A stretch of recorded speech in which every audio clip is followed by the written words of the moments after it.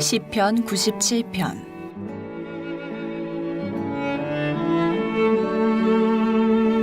여호와께서 다스리시나니 땅은 즐거워하며 허다한 섬은 기뻐할지어다. 구름과 흑암이 그를 둘렀고 의와 공평이 그의 보좌의 기초로다. 불이 그의 앞에서 나와 사방의 대적들을 불사르시는도다. 그의 번개가 세계를 비추니 땅이 보고 떨었도다. 산들이 여호와의 앞 곧 온 땅의 주 앞에서 밀랍같이 녹았도다. 하늘이 그의 의를 선포하니 모든 백성이 그의 영광을 보았도다. 조각한 신상을 섬기며 허무한 것으로 자랑하는 자는 다 수치를 당할 것이라. 너희 신들아 여호와께 경배할지어다. 여호와여, 시온이 주의 심판을 듣고 기뻐하며 유다의 딸들이 즐거워하였나이다. 여호와여, 주는 온 땅 위에 지존하시고 모든 신들보다 위에 계시니이다. 여호와를 사랑하는 너희여, 악을 미워하라. 그가 그의 성도의 영혼을 보전하사 악인의 손에서 건지시느니라. 의인을 위하여 빛을 뿌리고 마음이 정직한 자를 위하여 기쁨을 뿌리시는도다. 의인이여, 너희는 여호와로 말미암아 기뻐하며 그의 거룩한 이름에 감사할지어다.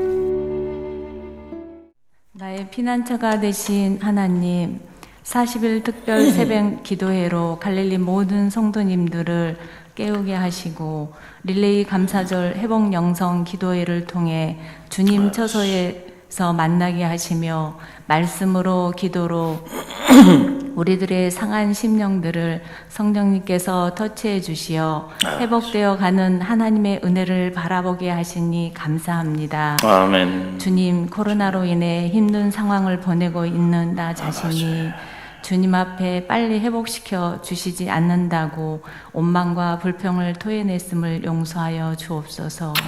이 시간 사랑 이목장원들이 주님 앞에 회복을 위해 예배와 기도로 나아가게 하시니 감사드립니다. 아멘. 릴레이 기도를 통해 목장원들 가정마다 믿음이 회복되고 감사절을 통해 주님께 영광 돌리게 하옵소서. 아멘. 사랑의 주님, 김영복 목사님 말씀 선포하실 때 어둠의 영이 틈타지 못하도록 지키시어 갈릴리 모든 성도님들에게 은혜의 말씀이 심령들을 변화시키는 복된 말씀이 되도록 인도하옵소서. 아멘. 담임 목사님 영육을 강건케 하옵시고 사모님과 두 따님도 몸이 건강하게 회복될 수 있도록 주님의 은혜가 임하길 기도합니다. 아멘. 부목사님과 문종아 사모님, 새 자녀들에게도 건강으로 인도하옵시고 두 분의 전도사님 사역하시는데 늘 지혜를 주시어 잘 감당하게 하시고 영육도 강건하도록 인도하옵소서. 아멘. 코로나가 장기화되어 청년들의 일자리를 얻지 못해 삶을 마감하는 젊은이들이 많이 있습니다. 주님, 청년들을 불쌍히 여기시어 코로나가 빨리 종식되고 일자리도 많이 창출되어 다음 세대가 살아날 수 있도록 이 나라 이 민족을 도와주시옵소서. 아멘. 갈릴리 모든 성도님들 릴레이 새벽 성회를 통해 치유와 회복이 온전히 일어나도록 도와주시길 간절히 기도합니다. 아멘. 내년에는 대선을 앞두고 있습니다. 하나님을 두려워하는 대통령이 나올 수 있도록 하나님 도와주시길 간절히 기도하며 아멘. 40일 새벽 기도회가 주님의 마음을 기쁘게 해드리는 새벽 영성 기도회가 되도록 하옵소서. 아멘. 모든 말씀 예수님 이름으로 기도드렸습니다. 아멘. 오늘도 이 성회에 나온 여러분 모두를 주님의 이름으로 축복합니다. 저를 한번 따라해 보세요. 부모의 새벽기도, 자녀의 평생 축복. 성도의 새벽기도, 교회의 영적 성장. 아내의 새벽기도, 남편의 인생 성공. 남편의 새벽기도, 가정의 평생 축복. 할렐루야. 여러분 믿습니까? 틀림이 없어요. 틀림이 없어요. 여러분 한번 가만히 보세요. 부모가 새벽을 깨우며 자녀를 위해서 기도하는데요. 그 부모의 그 기도가 어디 가겠어요? 아니에요. 다 쌓입니다. 역시 부모의 그 기도를 먹고 사는 거예요. 틀림이 없어요. 우리가 이렇게 보면 저 친구 어떻게 저렇게 하나님께서 길을 인도하시나 보면 그 배경이 있어요. 믿음의 부모가 있었구나. 특히 새벽을 깨우며 자녀를 위하여 그렇게 기도하는 부모가 있는데 그런 자식하고 그렇지 않은 자식하고 어떻게 차이가 나지 않을 수가 있겠는가. 여러분 보세요. 성도들이 이렇게 많이 새벽을 깨우며 기도하는 교회는요, 위기 가운데서도 교회가 영적으로 성장합니다. 할렐루야. 틀림이 없어요. 근데 이런 핑계 저런 핑계 대면서 말이죠, 다 교회 문 닫고 기도의 자리 다 떠나고 그런 교회가 영적으로 성장하나요? 아니에요. 여기서 새벽 기도는 11조라 그랬잖아요. 여러분 한 사람이 10명을 상대하는 거예요. 여기서 새벽에 한 10명 정도 새벽을 깨우면 그게 한 100명 정도의 영적 자원이 확보된 거예요. 만약에 100명씩 모인다 그러면 그 교회는 한 1000명 정도의 영적 자원이 있는 그런 교회가 되는 거예요. 그러니까 100명이 모여서 기도하는 게 쉬운 일이 아니라는 거예요. 가만히 보면 그게 맞는 말이에요. 그 맞는 말이에요. 아내가 새벽을 깨우며 기도하는데요, 남편이 잘못되는 것 같아도요, 결국은 인생 성공하게 돼 있어. 하나님이 함께 합니다. 남편이 깨워서 기도해요? 가장이 뭘 기도하겠어요? 가정을 위해 기도하지 않겠어요? 남편이 아내를 위해 기도하고 자식을 위해 그 가정은 정말 축복받은 가정이에요. 근데 그런 경우가 거의 많지가 않아요. 대부분의 남자들이 다 허망한 망령되고 허탄한 신화를 쫓아 살기 때문에 정말로 가정이 믿음의 일가를 이루고 가문을 이루려면요, 남자가 깨어서 아내 위해 기도하고 자녀들 위해 기도해야 돼. 할렐루야.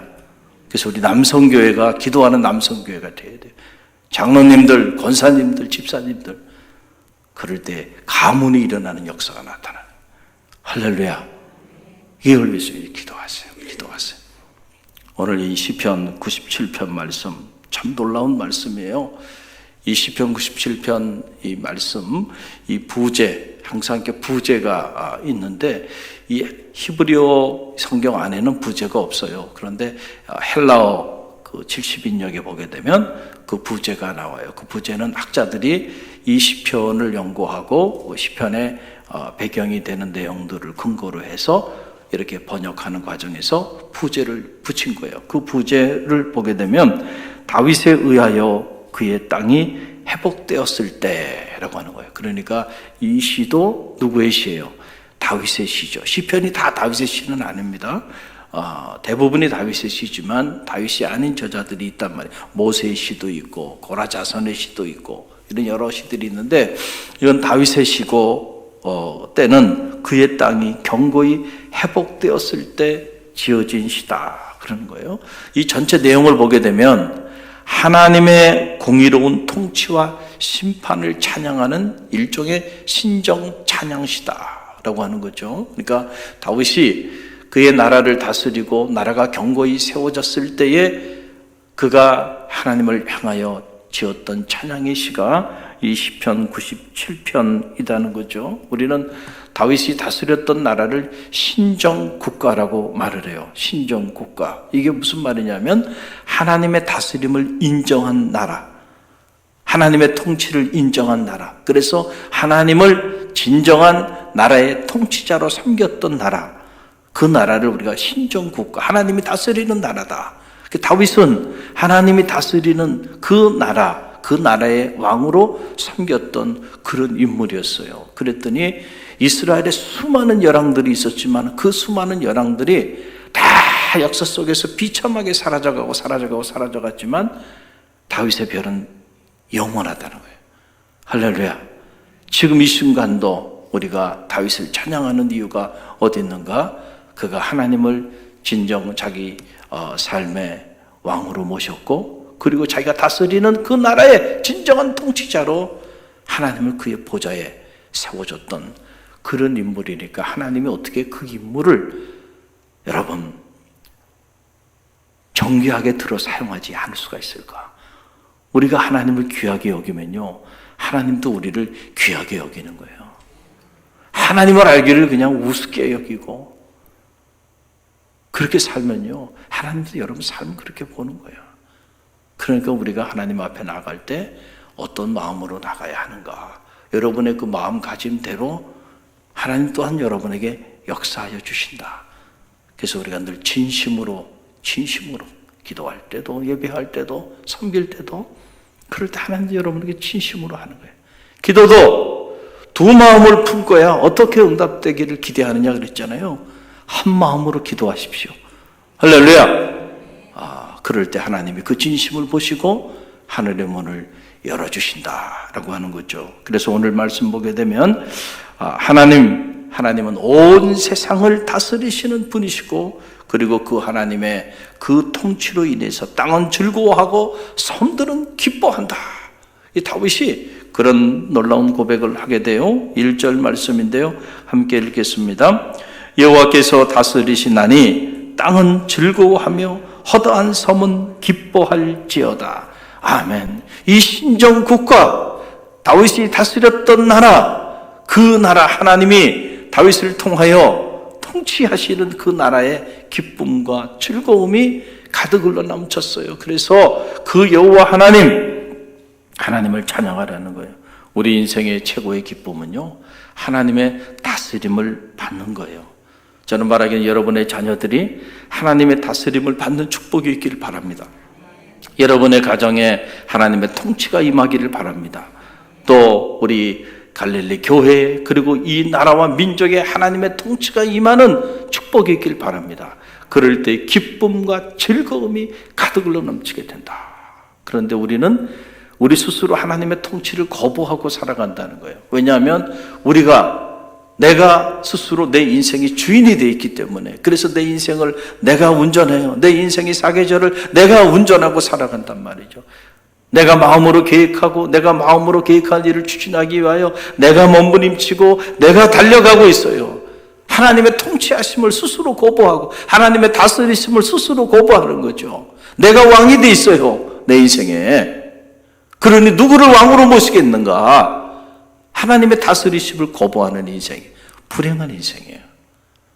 하나님의 다스리심을 인정하는 축복이 있길 바랍니다. 하나님, 나를 다스려 주옵소서.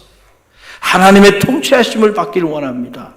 우리가 기도할 때도요, 그런 기도가 여러분 가운데 있기를 간절히 바랍니다.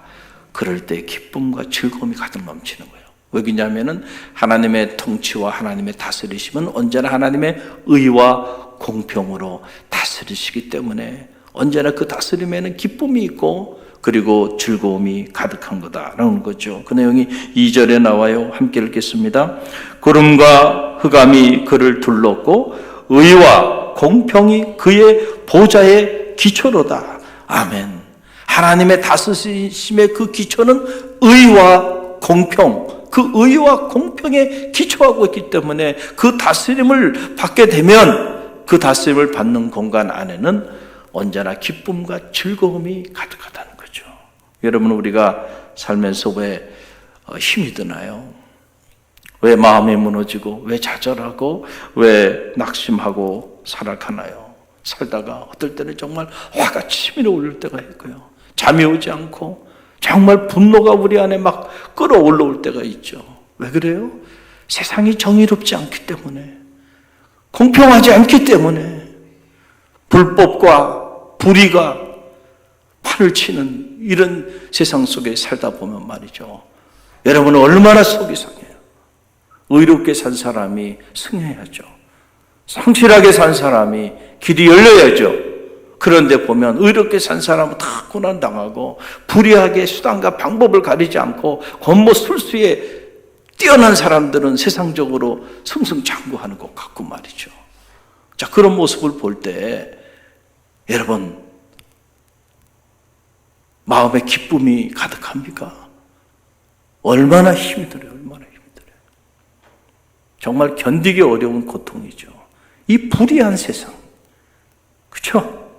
의롭고 성실하고 정직하고 이런 사람들이 길이 쫙 열려야 되는데 가만히 가만히 보면 세상의 스포트라이트를 받고 그리고 한 자리씩 하는 사람들을 보면 다 겉모술수가 뛰어나고 수단과 방법을 가리지 않고 그냥 권력만 잡으면 된다는 생각이에요. 그 자리에만 오르면 된다고 생각해요. 지도자가 되겠다는 사람들도 보면 그냥 수단과 방법을 가리지 않는 거예요. 이게 뭐 사람도 아닌 사람들 같은 사람들이 말이죠. 그런 세상이 되고 말았어요. 그런 세상이. 그러니 여러분, 그런 사람들에 의해서 얼마나 많은 사람들이 피를 흘리고 얼마나 많은 사람들이 고통 가운데 힘들어 그렇게 어려움을 당했겠는가 한번 생각을 해보세요. 끔찍한 일이 아닐 수가 없다라고 하는 사실입니다. 자, 그래서 우리는 힘이 들어요. 그러나 하나님의 통치는 언제나 의롭다는 거예요. 그리고 공평하다는 거예요. 믿으시길 바랍니다. 그래서 불의 때문에 눈물을 흘리고 피눈물을 흘리는 사람이 없고요. 그리고 이 불평등한 일 때문에 가슴 아파하는 사람이 없는 그런 역사가 하나님의 다스림과 하나님의 통치가 임하는 곳에는요, 그렇게 그런 놀라운 역사들이 나타나게 된다라고 하는 사실입니다. 그러므로 우리가 아무리 힘들어도 우리 성도들은 악인의 허무한 우상을 쫓아 살아서는 안 된다라고 하는 거예요. 어떤 유혹과 어려움이 있어도 하나님의 공의와 이 공평을 신뢰하면서 하나님을 쫓아 살아야 돼요. 우리가 의롭게 살다가 불의한 자들에게 어려움을 당하고 또 정직하게 살다가 거짓과 겉모술수에 능한 사람들에 의해서 어려움을 당하다 보면 이렇게 살 필요가 있을까? 나만 의롭게 살 필요가 있을까? 나만 정직하게 살 필요가 있을까? 그러면서 우리의 마음이 무너지면서 나도 수단과 방법을 가리지 않고 그렇게 사는 것이 지혜로운 게 아닐까? 그리고 그 길을 쫓아 살아가는 경우들도 있다는 거예요. 타협을 하는 거죠. 그러나 절대로 여러분이 의롭게 살다가 어려움을 당하고 정직하게 살고 성실하게 살았는데 그 열매를 여러분들이 취하지 못했을 때, 그래서 낙심이 되고 좌절이 되고 절망이 됐을 때, 그렇다고 해서 그래 나도 이렇게 살 필요가 없어, 나도 악인들의 길을 걸어가고 악인들이 만든 우상을 따라서 그렇게 살아야지, 그게 지혜로운 거지, 스스로 그렇게 판단하고 살아가지 말라는 거예요. 여러분, 길게 봐야 돼요. 길게 보면 결국 하나님께서 의인의 길을 축복하십니다. 당장은 악인이 흥하는 것 같지만 그거 오래가지 못해요. 아침 안개처럼 무너지고요. 그렇게 수단과 방법을 가리지 않고 권력을 취했습니까? 그 권력이 자기 자신뿐만 아니고 얼마나 많은 사람들을 비참하게 죽음의 자리로 끌어가는지. 여러분, 우리는 한국 근대사를 통해서도 다 봤잖아요. 주변을 한번 보세요. 그 악인의 부귀와 영화가 얼마나 오래 가는가. 올라간 만큼 떨어지는 낙차는 크고요. 여러분, 떨어지는 건, 무너지는 데는요, 날개가 필요 없어요. 비참하게 무너져 내리는 거예요. 그래서 우리가 하나님과 함께 세워져야 되고요. 하나님과 함께 꿈을 이루어야 돼. 그래야 그 꿈이 영원한 거예요. 할렐루야. 절대로 여러분, 하나님 밖에서 겉모술수를 통해서 성공했습니까? 많은 재산을 모았습니까? 높은 자리에 올랐습니까? 당장한 게 축복인 것 같고 인생 성공인 것 같지만 그것 때문에 그게 독이 돼서요, 자기 자신뿐만 아니고 온 가정이 비참하게 무너져 내리고요, 그 죄의 싹시 사망에 이르고요, 그 뿌린 그 피가 결국 누구에게 다 돌아와요. 자기에게 다 돌아오게 돼 있다니까요. 그래서 우리가 무엇을 심는가가 중요해요. 의를 심고 공평을 심어야죠. 불의를 심어 놓으면 결국 그것이 씨앗이 돼서 열매가 돼서요, 나중에 자기에게 다 돌아온다니까. 다 돌아오게 돼 있어요. 이게 하나님의 법칙입니다. 그러니까 그거 부러워하지 말고요, 그거 부러워해서 하나님을 떠나고 여러분 우상을 따라 허망한 우상을 쫓아 살아가면 안 된다는, 오늘 시편 97편이 오늘 우리에게 주는 가장 강력한 메시지가 그거예요. 7절 말씀 우리 함께 읽어봅니다. 조각한 신상을 섬기며 허무한 것으로 자랑하는 자는 다 수치를 당할 것이라. 너희 신들아 여호와께 경배할지어다. 아멘. 정확한 신상을 섬기고 허무한 것을 자랑하는 자는 다 수치를 당하게 될 것이다 라고 하는 사실이죠. 다윗이 신정국가를 세우고 그의 땅을 견고히 한 다음에 체험한 거예요. 다윗의 인생을 통해서 체험한 거예요. 그 무고한 다윗을 죽이고자 쫓아다녔던 사울과 그리고 그의 일가는 다 비참하게 다 죽임을 당하고 말았고요. 다윗이 얼마나 억울했겠습니까? 불의한 사울, 그리고 그 불의한 사울을 쫓아서 자기를 죽이고자 달려드는 그 수많은 신하들, 장수들, 용서할 수 있었겠어요? 하나님 살아계시면 어떻게 이룰 수 있을까? 이해가 되지 않았을 겁니다. 그러나 시간이 지나고 나니까 그 고난의 밤이 다윗의 인생에 그 다윗의 별이 찬란하게 떠오르게 하는 삶의 배경이 되고 무대가 되잖아요. 할렐루야. 어둠이 짙으면 짙을수록 별은 반짝반짝 빛나는 거예요. 모든 게 협력해서 하나님 선을 이룬다니까요. 여러분, 이 믿음이 여러분 가운데 있기를 간절히 바랍니다. 여러분이 오랜 동안 기도하고 또 기도했는데 그 기도한 것이 잘 되지 않았습니까? 절대 낙심하지 마세요. 하나님이 하나의 길을 막으시면 지나고 나서 보니까 또 다른 길을 여셨고요. 그때는 그 일 때문에 너무너무 힘이 들었어. 정말 하나님이 원망스러웠어. 하나님 살아계시면 어떻게 이룰 수 있을까?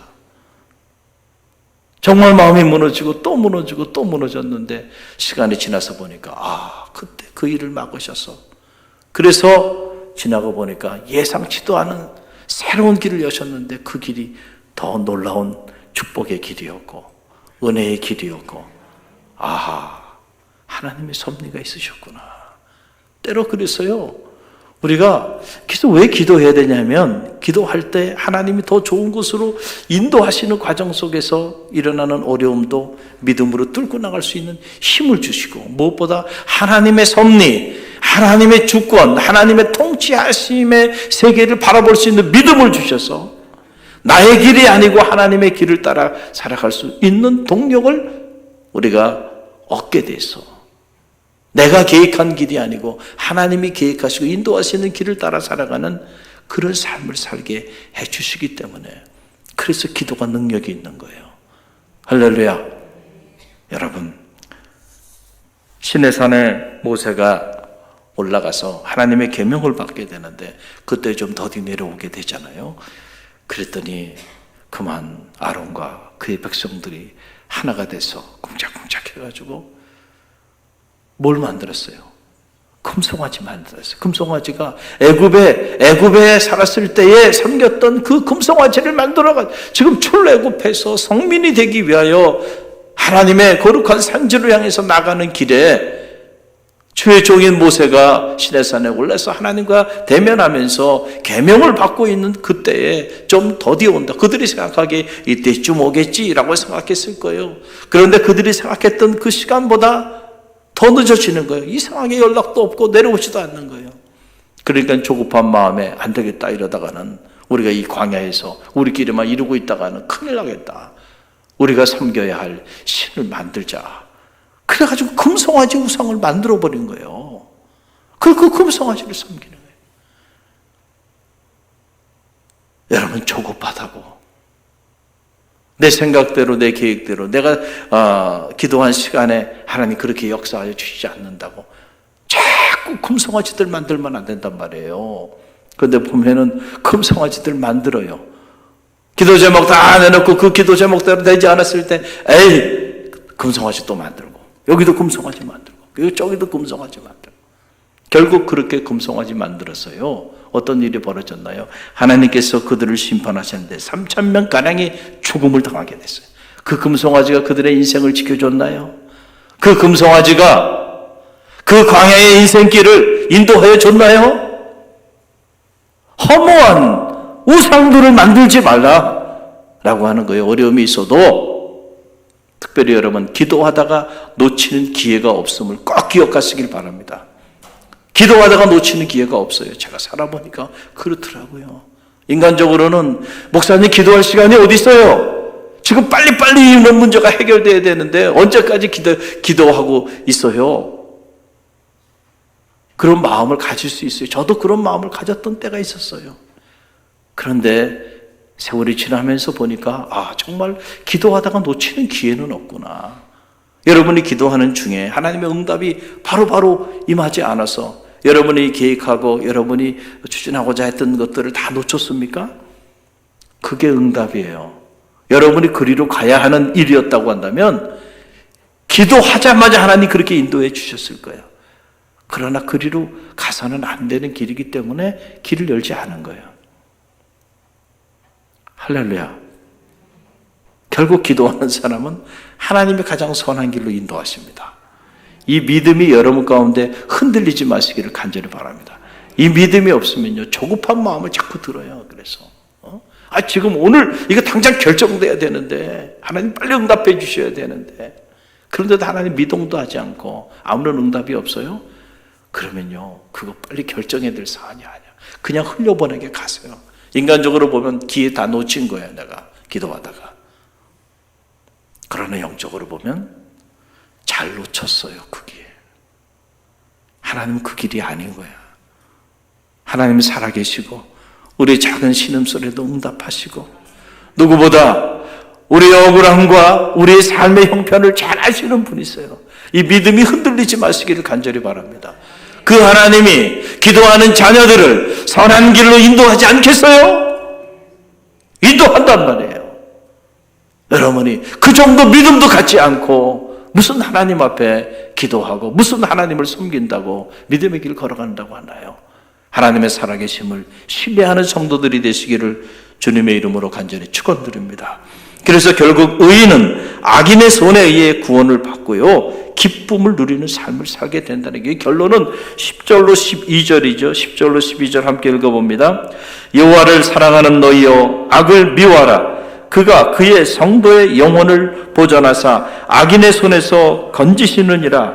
의인을 위하여 빛을 뿌리고 마음이 정직한 자를 위하여 기쁨을 뿌리시는도다. 의인이여 너희는 여호와로 말미암아 기뻐하며 그의 거룩한 이름에 감사할지어다. 아멘. 하나님은 반드시 의인을 축복하시고 악인을 심판하시는 분이시다.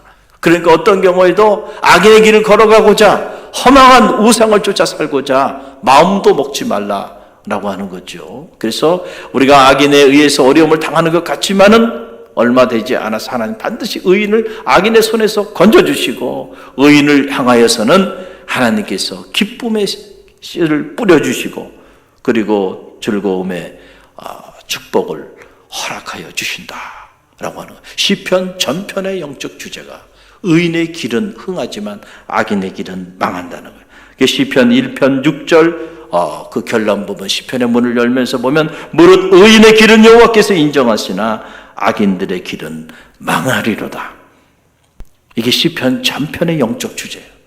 의인의 길은 흥하지만 악인의 길은 결국은 망합니다. 이 믿음이 흔들리지 마시기를 간절히 바랍니다.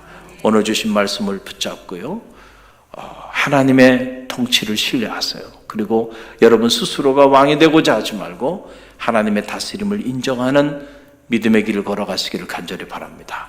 반드시 하나님께서 악인은 제하시고 의인은 세워주세요. 그래서 하나님이 존귀하게 들어서 사용하여 주시는 사람은 이 세대를 넘어서 다윗처럼 그런 빛나는 정결한 삶을 살게 해주시는데 수많은 대적들이 있었고 수많은 원수들이 있었고 수많은 불의한 자들의 어려움을 당했지만 결국 승자는 누구였어요? 사울도 아니었고 누구였어요? 결국은 다윗이었다는 거예요. 여러분의 자녀들의 앞길도 여러분의 인생의 앞길도 또 하나님의 뜻을 따라 살아가는 이 성도들의 역사도 이런저런 박해가 있고 어려움이 있고 핍박이 있더라도요, 의인의 길을 포기하지 마시길 바랍니다. 결국 의인은 하늘의 별처럼 빛나게 돼 있어요. 오늘도 이 믿음을 가지고요, 우리가 하나님의 다스림을 인정하며 기도하는 새벽이 되기를 주님의 이름으로 간절히 축원드립니다. 기도합니다. 회복시켜 주시는 주님 사랑합니다.